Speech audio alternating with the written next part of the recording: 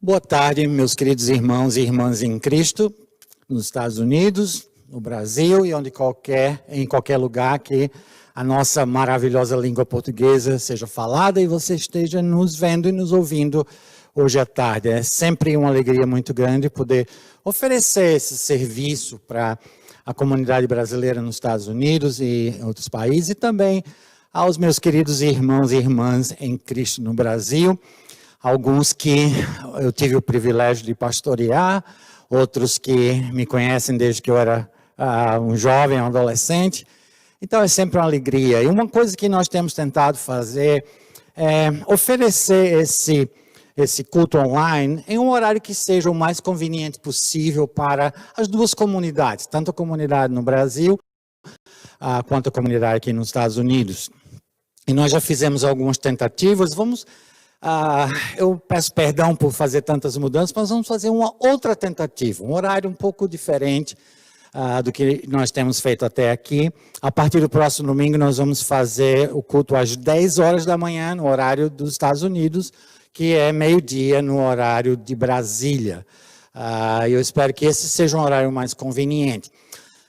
Sempre lembrando que vocês não têm que realmente estar naquele horário certinho para ouvir ou para participar do nosso culto, porque os vídeos são postados posteriormente e ficam à disposição indefinidamente para todos aqueles que têm interesse de continuar vendo. Eu quero compartilhar com vocês uma mensagem hoje que é muito simples e eu espero que traga encorajamento para todos vocês.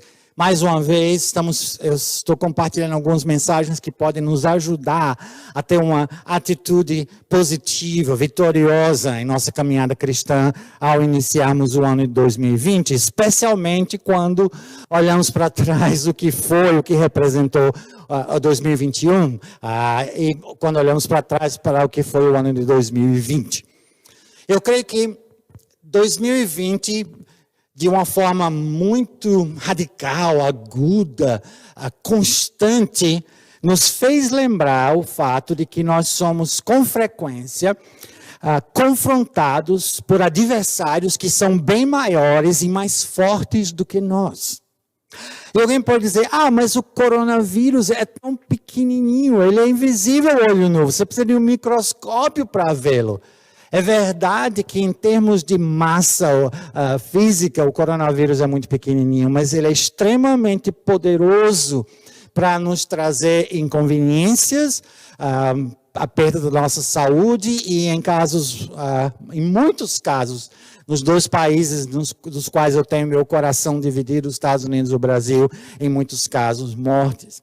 Todos nós enfrentamos problemas que parecem impossíveis de ser eliminados de nossa vida. Parece que nós lutamos com essas dificuldades dia após dia e todo o nosso esforço para nos livrar desses problemas parece em vão. Eu chamo esses problemas, que são maiores e mais fortes do que nós, o desafio de Golias. E eu vou explicar o que eu quero dizer com isso. O desafio de Golias.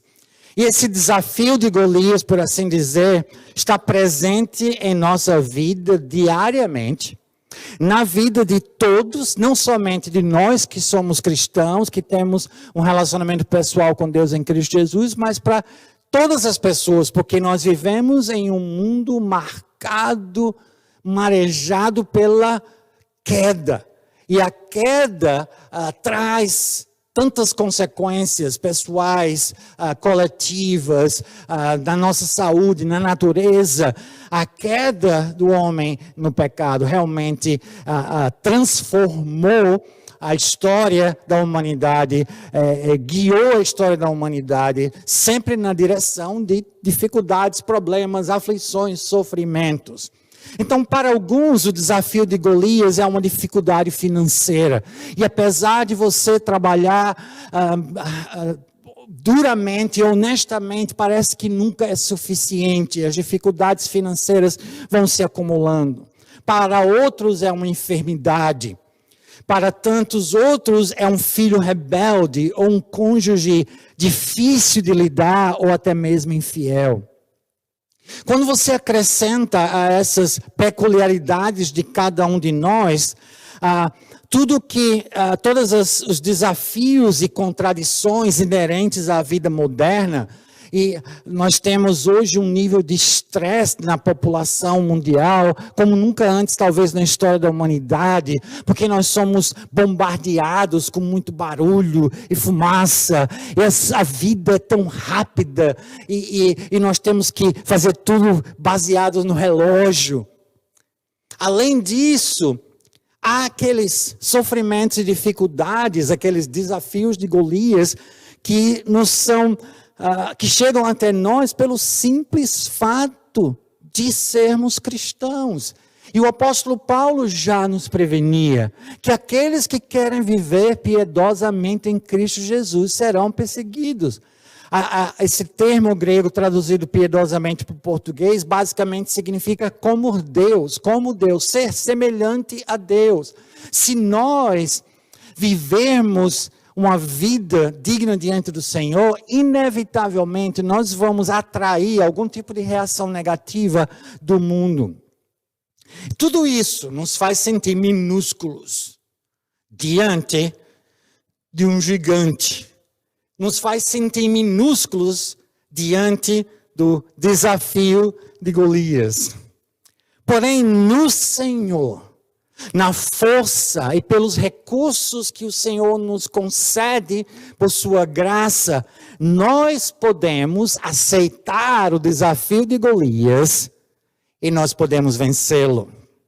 E a experiência de Davi em aceitar o desafio de um gigante e vencê-lo de uma forma gloriosa, nos oferece alguns princípios efetivos de como lidar com gigantes. Eu não sei se eu vou terminar todos os meus pontinhos aqui na minha mensagem hoje pela manhã, hoje à tarde. E se não terminar, a gente continua na próxima semana, não tem problema nenhum. Mas eu gostaria de compartilhar com vocês, e eu queria que você abrisse as suas Bíblias para 1 Samuel, capítulo 17. E permanecesse com a sua Bíblia aberta nessa passagem, porque nossos comentários vão essencialmente se deter nessa passagem. 1 Samuel capítulo 17. É uma história bastante conhecida. Nós temos o povo de Israel sob o controle, sobre o domínio, sobre a influência militar dos filisteus. O rei Saul, que era o rei de Israel, sendo confrontado mais uma vez com a ameaça dos filisteus. E entre esses filisteus havia um homem chamado Golias, cuja estatura era absolutamente desproporcional à estatura de qualquer ser humano naquela época ou possivelmente na história humana.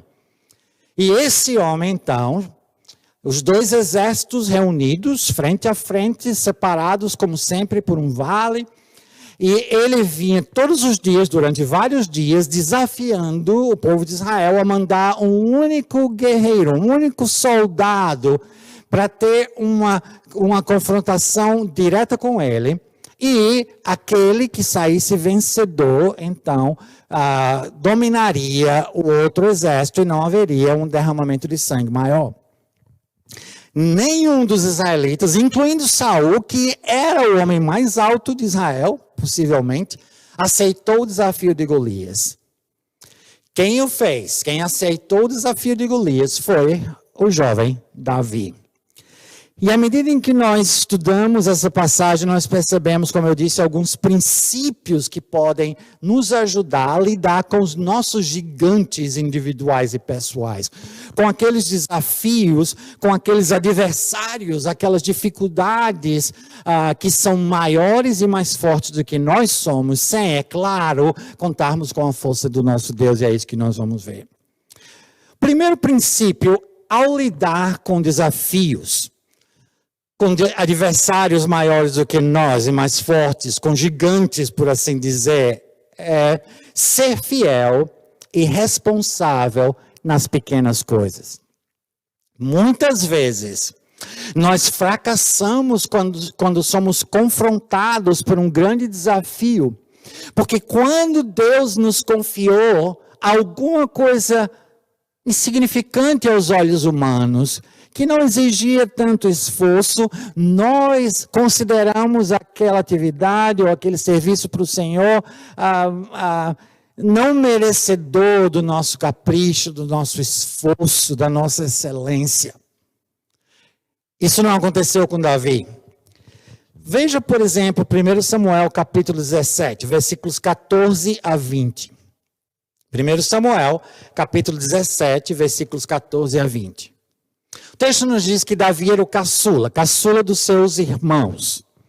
Os três irmãos mais velhos de Davi seguiram Saul, mas Davi ia ao acampamento de Saul e voltava para apacentar as ovelhas de seu pai em Belém. Durante 40 dias, como eu falei antes, durante 40 dias o filisteu aproximava-se e fazia aquele desafio. Pulando um pouquinho, nós chegamos quando o pai de Davi, Jessé, diz o seguinte: nessa ocasião, Jessé disse a Davi: pegue uma arroba de grãos tostados e 10 pães e leve-os rapidamente para seus irmãos no acampamento militar, para os 3 irmãos dele que estavam servindo ao exército de Israel. Veja como estão os seus irmãos e traga-me alguma garantia de que estão bem. Eles estão com Saul e com todos os homens de Israel no vale de Elá, lutando contra os filisteus. Bem, na realidade não tinha havido nenhuma luta ainda, mas evidentemente Jessé não sabia todos os detalhes que estavam acontecendo no campo de batalha. E nós entendemos então o que o versículo 14 diz, que Davi ia ao acampamento de Saul e voltava para apacentar as ovelhas de seu pai. Então o que Davi fazia sempre que pedido era levar para seus irmãos suprimentos. E ele ia e voltava, ele cuidava do rebanho, dos rebanhos do seu pai, e também ia até os seus irmãos. Então, nós lemos: levantando-se de madrugada, Davi deixou o rebanho com outro pastor, pegou a carga que o seu pai havia determinado, conforme Jessé lhe havia ordenado. Chegou ao acampamento na hora em que, com grito de batalha, o exército estava saindo para suas posições de combate. Vocês percebem aqui a fidelidade de Davi em fazer da melhor maneira possível algo simples.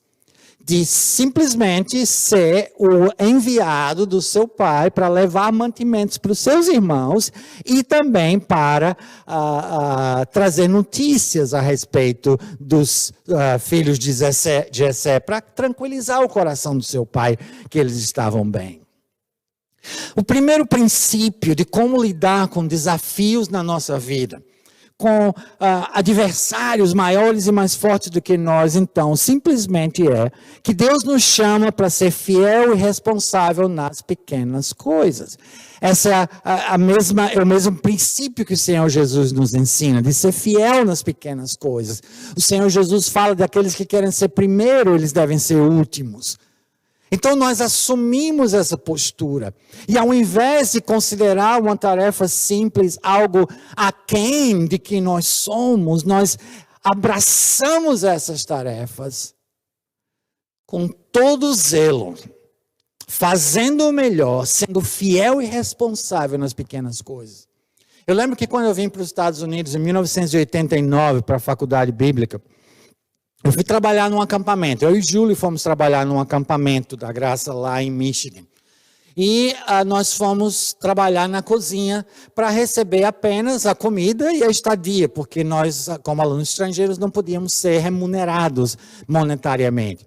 E nós trabalhamos o verão inteiro, que aqui vai de junho até meados de agosto, naquela cozinha.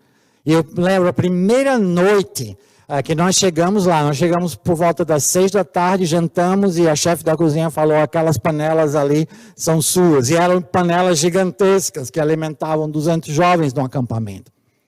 E eu que tinha sido diretor de acampamento no Brasil, agora estava lavando as panelas. E nós lavamos as panelas e fizemos tudo aquilo que nos foi pedido durante aqueles 3 meses, com fidelidade e zelo, com responsabilidade. Quando nós voltamos para começar as aulas, nós fomos chamados pela chefe da cozinha da faculdade, que por coincidência era aquela mesma cozinheira com quem nós trabalhamos apenas alguns dias quando nós chegamos no acampamento. E ela nos disse que o ano anterior tinha sido um ano muito difícil, com muitos problemas na cozinha, e que ela tinha decidido que se ela não encontrasse um casal responsável para assumir a cozinha no jantar, quando ela não estava, que ela iria pedir demissão. E ela disse: o Senhor enviou vocês. E ela nos ofereceu emprego, porque a escola sim poderia nos remunerar como alunos da escola. E nós trabalhamos naquela cozinha todos os dias do nosso tempo lá, com exceção das férias, é claro, do nosso tempo como alunos na faculdade bíblica. E era um emprego que era dentro, né? Não era do lado de fora, no gelo, na neve. Um emprego que nos permitiu conhecer todos os alunos, porque todos tinham que comer. Foi realmente uma experiência maravilhosa. Tudo isso por quê? Pela graça de Deus. Não estou aqui me vangloriando minha esposa. Mas pela graça de Deus nós fizemos aquilo que era pequeno. E assim nós fomos recompensados pelo Senhor de uma forma especial e maravilhosa. Então Davi estava pronto para enfrentar o desafio do gigante, porque quando ele recebeu tarefas simples, ele foi fiel e responsável. Número 2, nós precisamos entender que quando nós enfrentamos adversários maiores e mais fortes do que nós, é a reputação de Deus que está em jogo. Então, o princípio número 2 é reconhecer que a reputação de Deus está em jogo na minha vida. Veja o que Davi diz em 1 Samuel capítulo 17, versículo 26. 1 Samuel capítulo 17, versículo 26. Davi perguntou aos soldados que estavam ali ao seu lado, quando ele foi levar os mantimentos para os seus irmãos: o que receberá o homem que matar esse filisteu e salvar a honra de Israel? Bem, isso era comum naqueles dias, de você recompensar um guerreiro, alguém que realizasse um serviço militar para a nação. Então, aquele que derrotasse Golias mereceria algum tipo de recompensa. Mas a pergunta mais importante de Davi é a seguinte: quem é esse filisteu incircunciso para desafiar os exércitos do Deus vivo? Davi entendia que aquela batalha não era dele, não era de Saul, não era dos seus irmãos soldados no exército de Israel, não era do exército de Israel. Aquela batalha era a batalha de Deus, a batalha do Senhor. E assim é conosco. Quando nós somos bombardeados por toda sorte de desafios e adversários e provações, é a reputação de Deus que está em jogo. E Ele com certeza não nos falhará, como Ele nunca falhou. Como nós vimos na semana passada, Ebenezer, até aqui o Senhor nos ajudou, e por ser quem Ele é, por ser fiel como Ele é, Ele vai continuar a nos ajudar. Uma enfermidade pode tanto ser uma oportunidade para Deus agir como médico dos médicos, se assim for a vontade dele, ou para demonstrar que a sua graça nos basta, mesmo em meio a um sofrimento, a uma enfermidade. Meu pecado, minha fraqueza, que eu devo, pela graça de Deus, tentar evitar sempre, também podem ser oportunidades para Deus demonstrar o poder transformador de sua graça. Uma dificuldade com meu cônjuge pode se transformar um canal para Deus derramar amor e perdão. E que apesar de eu ser a parte ofendida naquela relação, apesar de você ser a parte ofendida naquela relação, Deus pode nos conceder a graça de amar e perdoar o nosso cônjuge, mesmo quando ele ou ela não merece. Então, queridos, para derrotar gigantes, para aceitar e vencer o desafio do gigante, nós precisamos ser fiéis e responsáveis nas pequenas coisas.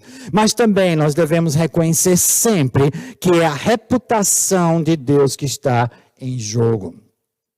Outro princípio que nós aprendemos, e eu vou concluir com esse princípio, eu vou dividir essa mensagem em dois, porque eu tenho 6 princípios para compartilhar com vocês. Um terceiro princípio que pode nos ajudar a derrotar gigantes é não focalizar nas circunstâncias. Não focalizar nas circunstâncias. Veja só, 1 Samuel, capítulo 17, versículos 32 e 33. 1 Samuel, capítulo 17, versículos 32 e 33. Davi disse a Saul: ninguém deve ficar com o coração abatido por causa desse filisteu. Teu servo irá e lutará com ele. Essa é a perspectiva de Davi. Essa é a perspectiva de Davi. Ninguém fique com o coração abatido por causa desse filisteu. Teu servo, irá e lutará com ele.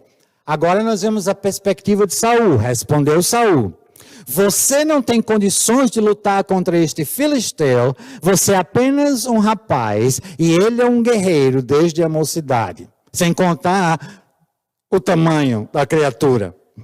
Ele era um guerreiro experimentado desde a sua mocidade. Perceberam a diferença aqui?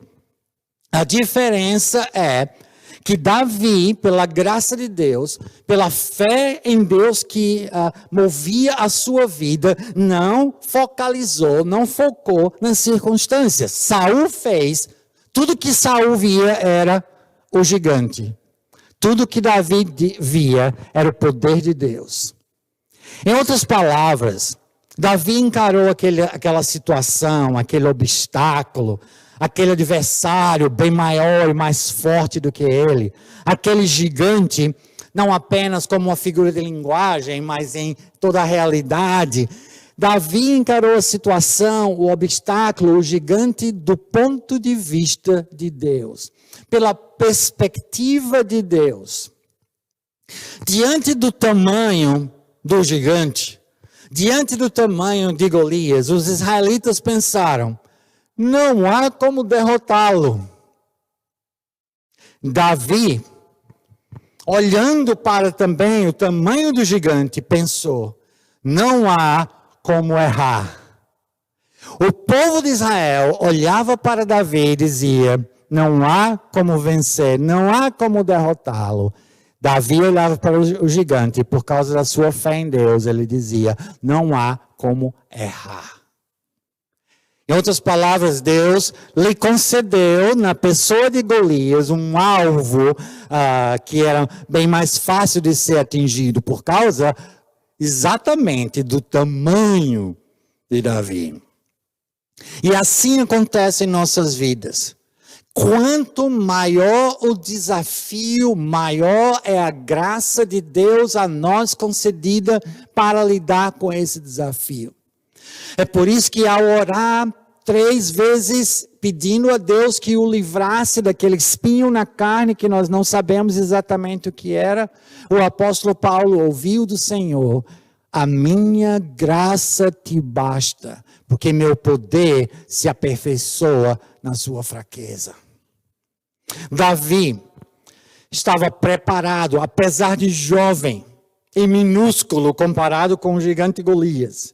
Davi estava preparado para aceitar o desafio do gigante e vencê-lo. Primeiro, porque ele era fiel, ele foi sempre fiel e responsável nas pequenas coisas. Porque ele reconhecia que naquele desafio, naquela situação, a reputação de Deus é que estava em jogo. E ninguém pode desafiar o Senhor dos Exércitos. E terceiro, Davi pôde aceitar e vencer o desafio do gigante. Porque ele não focalizava nas circunstâncias, e sim na sua fé em Deus. Se nós focalizarmos nas circunstâncias, nós não vamos jamais ter os meios necessários de vencer os desafios à nossa frente. E isso eu acho que tem sido um grande desafio para todos nós durante o ano de 2020. Como não focalizar no coronavírus, ou colongavírus, como diz minha sobrinha neta, Como não focalizar no coronavírus, na doença resultante do vírus, a acho que em português é Covid-19, isso, em inglês é Covid, então em português é Covid-19. Como não focalizar, sendo que as notícias só falam sobre isso? Erga os olhos para o Senhor, pense nas coisas lá do alto, foque nas coisas lá do alto, onde nós já estamos assentados na presença do Senhor. E é assim que nós vamos tirar os olhos das circunstâncias. Você está enfrentando um gigante hoje. Você está enfrentando um adversário maior e mais forte que você. Não se desespere. Se volte para o Senhor. Lembre-se de ser sempre fiel nas pequenas coisas. De reconhecer que a reputação de Deus está em jogo. E não focalize nas circunstâncias, mas no Senhor. Vamos orar. Pai amado, nós te louvamos pela tua graça, teu amor, tua compaixão, tuas misericórdias que são derramadas sobre nós diuturnamente, de uma forma incontável, indescritível, mais do que suficiente para suprir as nossas necessidades espirituais, mais do que suficiente para nos fortalecer, mesmo quando, em sua vontade, o Senhor permite que atravessamos dificuldades e enfrentemos gigantes e adversários maiores e mais fortes do que nós. Nós te pedimos que a nossa fé possa ser firmada sempre no Senhor, no seu poder, no seu amor, na sua graça e nos recursos que o Senhor nos oferece gratuitamente em Cristo Jesus. Tu sabes a situação de cada uma das pessoas que vai assistir esse vídeo. E nós te pedimos, Senhor, que tu venhas a suprir de acordo com a tua santa vontade. Nós te oramos em nome de Cristo, nosso Salvador, Senhor. Amém. Que Deus lhes abençoe ricamente durante esse dia, que seja um domingo de bênção. Se você já teve a oportunidade de ter comunhão na sua igreja local, para vocês que estão no Brasil, ou se você tem uma igreja local aqui nos Estados Unidos, com a qual você vai ter comunhão hoje à noite. E nós esperamos que nesse intervalo, entre uma coisa e outra, o Senhor tenha lhe abençoado ricamente através desse programa. Antes de nós concluirmos nosso culto online, eu gostaria que você ouvisse essa canção maravilhosa, cantada pelo irmão Paulo César, do Grupo Logos. E nós já temos agradecido a gentileza do Grupo Logos de permitir que nós usemos em nossos vídeos algumas das músicas que eles têm gravadas. Que o Senhor lhes abençoe e lembre-se que no próximo domingo nós nos reuniremos online, remotamente, às 10 da manhã no horário dos Estados Unidos, ao meio-dia horário do Brasil. E também nós vamos ter lições postadas na terça e na quinta, na terça-feira, nossa identidade em Cristo, e na quinta-feira o que nós cremos. Que o Senhor lhes abençoe ricamente. Nosso reconhecimento descarado a quem merece todo o nosso louvor. Pela grama molhada de manhã, pelo vento, pelo sol, pelo abrir da nossa mente, por tudo, por tudo, por tudo. Até pelos momentos de vale.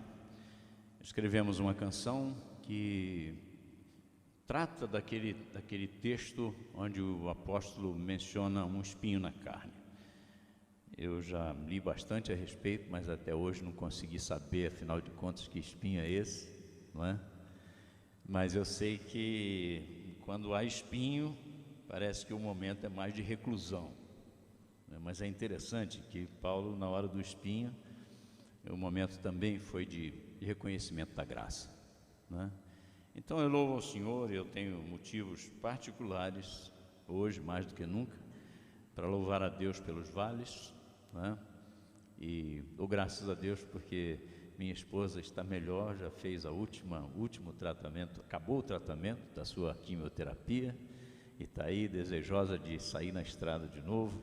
E a gente não entende se pode usar essa mesma expressão que Paulo usou para esses momentos da vida, mas eu sei que foi uma experiência muito interessante. O fato dela poder ficar em casa segura e eu estar na estrada também seguro, apesar de longe um do outro, Foi uma experiência muito boa mesmo. E eu sou muito grato ao Senhor por causa disso.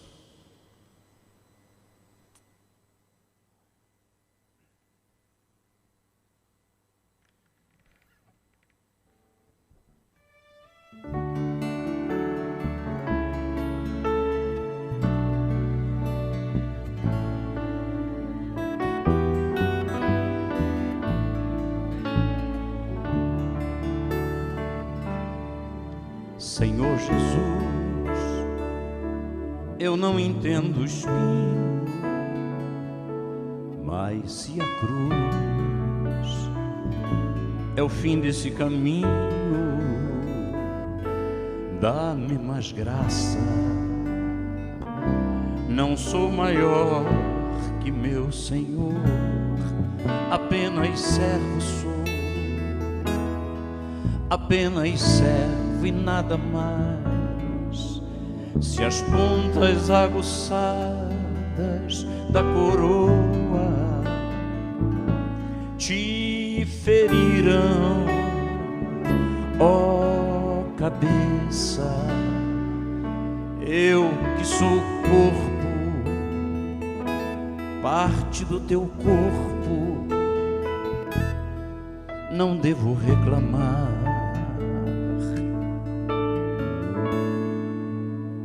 Dá-me mais graça, Senhor, dá-me mais graça. Passa os teus dedos nos meus olhos, vem me consolar. Dá-me mais graça, Senhor, dá-me mais graça. Faze-me em Cristo outra vez ser mais que vencedor.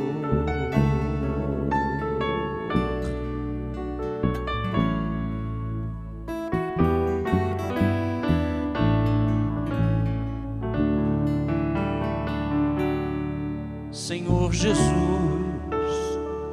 ainda não entendo o espinho, mas se o mesmo faz parte da tua cruz, eu o aceito.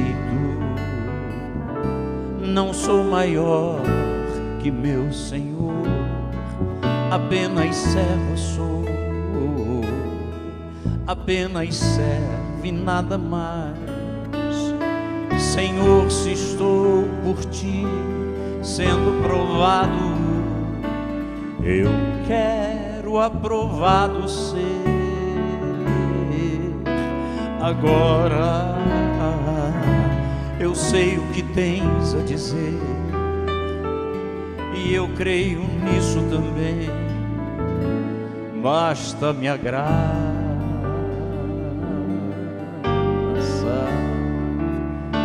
Dá-me mais graça, Senhor, dá-me mais graça. Passa os teus dedos nos meus olhos, vem me consolar. Dá-me mais graça, Senhor, dá-me mais graça.